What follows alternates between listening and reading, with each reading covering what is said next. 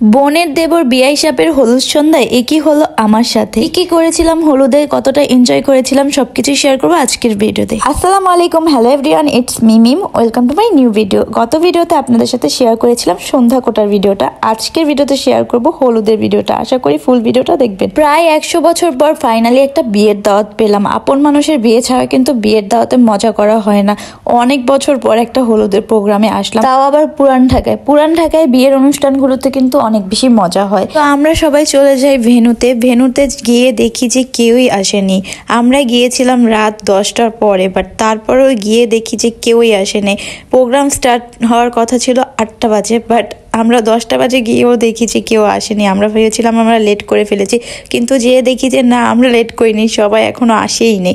পুরান ঢাকার বিয়েগুলো কিন্তু স্টার্ট হয় অনেক রাত করে, মানে প্রোগ্রামগুলো স্টার্টও হয় অনেক রাত করে, আবার শেষও হয় অনেক রাত করে। এই জিনিসটা কিন্তু আমার কাছে অনেক বেশি ভালো লাগে। তো স্ক্রিনে যাকে দেখতে পাচ্ছেন, ও আমার একটা ছোট বোন, যে কিনা অনেক ভালো নাচতে পারে। কারা কারা ওকে চিনেন অবশ্যই কিন্তু কমেন্টে জানাবেন। আমি জানি আজকের ব্লগটা আমার অনেক পরিচিত মানুষরা দেখবে, সো যারা যারা দেখতেছে অবশ্যই কিন্তু কমেন্টে জানাবে আমাকে কেমন লাগতেছে আজকে। তো আমরা দুইজন অনেক বেশি এনজয় করতেছিলাম একাই। আমাদের দুইজনকে ওই দিন অনেকটাই সেম লাগতেছিল। আমরা দুজন একসাথে সেজেছিলাম। অনেকেই বলতেছিল তোমরা কি পার্লারে সেজেছো, বাট না, আমরা পার্লারে সাজিনি, আমরা বাসায় সেজেছিলাম। আমাদেরকে একেবারেই সেম লাগতেছিল। ও কিন্তু আমার 4 বছরের ছোট, দেখে কি বোঝা যায় বলেন আপনারা? তো যাই হোক, নাচতে নাচতে দেখি আমাদের চমলক্য দুলাভাই এসে পড়েছে। তো দুলাভাইয়ের সাথে নাচানাচি না করলে কি হয় বলেন? তারপর দুলাভাইয়ের সাথে ছবি ভিডিও করে নিলাম। তারপর এক এক করে সবাই চলে আসলো। তারপর আর কি বরের এন্ট্রির সময় চলে এসেছে। সবাই মিলে বরকে কিভাবে এন্ট্রি করাবে সেই প্ল্যানিং করতেছিল। তারপর এই তো বরের এন্ট্রি শুরু হয়। বরকে কিন্তু বাইক দিয়ে এন্ট্রি করানো হয়েছিল, আর সবাই সামনে নাচানাচি করতেছিল, আর বরকে বাইক দিয়ে এন্ট্রি করানো হচ্ছিল। এন্ট্রি শেষে হলুদের মেন প্রোগ্রামটা স্টার্ট হয়েছে। এক এক করে সবাই বরকে হলুদ দিয়ে চলে যাচ্ছিল। তারপর আমিও চলে যাই বরকে একটু হলুদ দিতে। হলুদ দেওয়া শেষে একটু কেক খাওয়াতে গিয়েছিলাম। দেখেন কি অবস্থা করলো আমাকে। কেক আমি খাওয়াতে গিয়েছি, উল্টা আমার মুখের ভিতরে উইয়ার্ড ভাবে কেক দিয়ে দিয়েছে। তারপর আমি আবার খাওয়াচ্ছিলাম। বিআই সাহেবের সাথে যদি দুষ্টামি না করি তাহলে কি হয় বলেন? বিআই আর বিআইনের সম্পর্ক কিন্তু দুষ্টু মিষ্টিই হয়। বিআই আমার এত কিপটা যে সে আমাকে বলতেছিল তাকে টাকা দিতে। আমি কেন তাকে টাকা দেব? গত ভিডিওতে তো আপনারা দেখেছেন আমি তাকে এত সুন্দর একটা ব্লগ উপহার দিয়েছি, তারপর তাকে অনেক সুন্দর ছবি তুলে দিয়েছি। সেই বিনিময়ে তো সে আমাকে একটা ট্রিট দিতে পারে, তাই না? সে উল্টাও আমার থেকে টাকা চাচ্ছে। বলেন তো, আপনারাই বলেন, এটা কি ঠিক?